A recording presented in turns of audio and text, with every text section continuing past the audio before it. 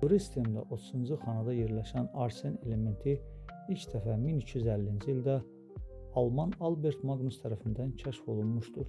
Bu elementin Yunanca adının mənası güclü deməkdir. Bu onunla bağlıdır ki, bu elementin güclü zəhər xüsusiyyətləri vardır.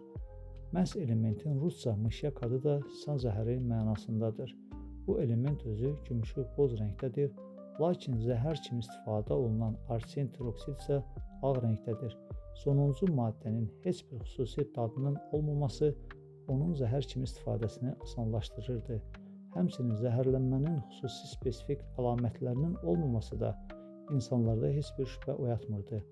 Bu maddə tərəfindən zəhərlənən şəxsdə şiddətli qarın ağrısı, ishal və qusma, ürək tutması, sudurğa və s. əlamətlərinin olması insanlarda zəhərlənən şəxsin başqa xəstəliklərdən dünyasının dəyişməsinə inam yaradırdı. Bu maddədən orta əsrlərdə Avropada, xüsusən İtaliya və Fransada zadəgan ailələri arasında, həmçinin kral ailə üzvləri arasında zəhər kimi istifadə olunması bu maddənin kralların zəhəri adlandırmasına gətirib çıxarmışdır. Bu maddənin 1 qramdan az miqdarı da insanın dünyasının dəyişməsinə səbəb olurdu.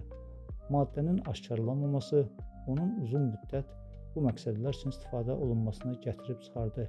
Lakin 19-cu əsrdə İngilis kimyaçısı və məhkəmə eksperti olan James Marsh öz kəşf etdiyi üsulla bu maddənin zəhərlənməsini sübuta yetirdi. Nə qədər zəhərli xüsusiyyətə malik olsa da, bu maddədən hal-hazırda tibbdə də istifadə olunur. Maraqlı məlumatların davamı üçün kanalımıza abunə olub videoları bəyənməyi unutmayın.